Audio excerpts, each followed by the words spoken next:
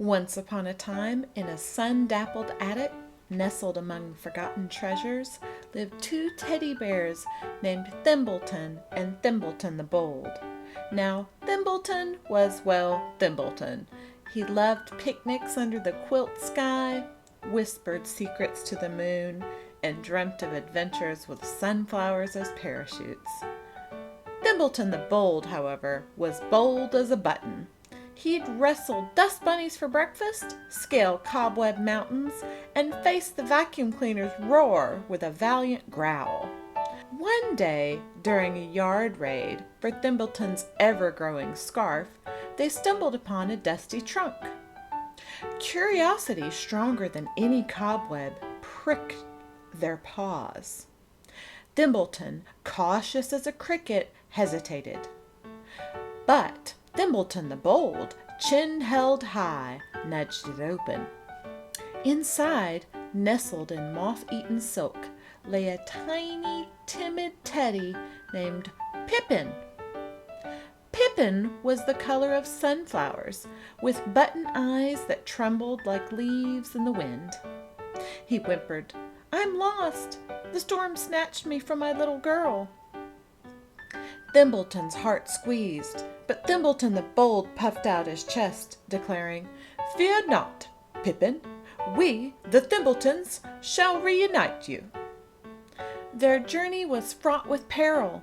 They tiptoed past creaking floorboards, outsmarted squeaky mice, and even braved the dreaded washing machine. Thimbleton clung for dear life to Thimbleton the Bold's ear. But Pippen, ever so small and scared, trembled at every shadow. One night, a fierce thunderstorm boomed, rattling the attic windows.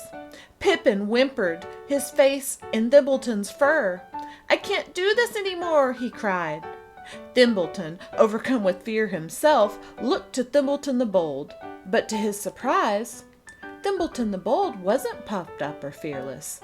He sat with Pippen, eyes wide but gentle, sharing stories of his own wobbly moments. He spoke of the dust bunny fights that made his paws shake, the cobweb mountains that sent shivers down his spine. Pippen sniffed. "Even you, Thimbleton the Bold, are scared?" Thimbleton the Bold smiled, a little wobbly at the edges. "Courage isn't the absence of fear, Pippen. It's facing it, paw in paw, together." And with that, they huddled, three teddy bears against the storm, drawing strength from each other. The next morning, the sun peeked through the clouds, painting a rainbow across the sky.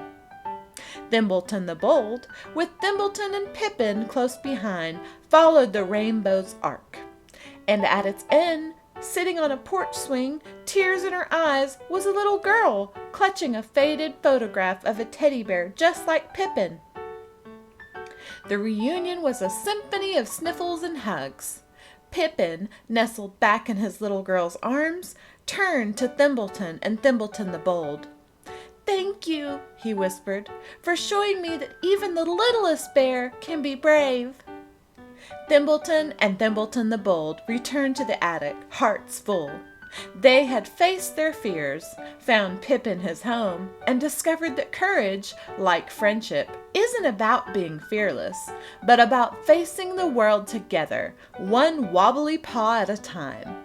And from that day on, their adventures, whispered like secrets to the moon, were always grander, braver, and a little bit brighter, for they knew that even the smallest among them could hold the biggest of hearts. The end.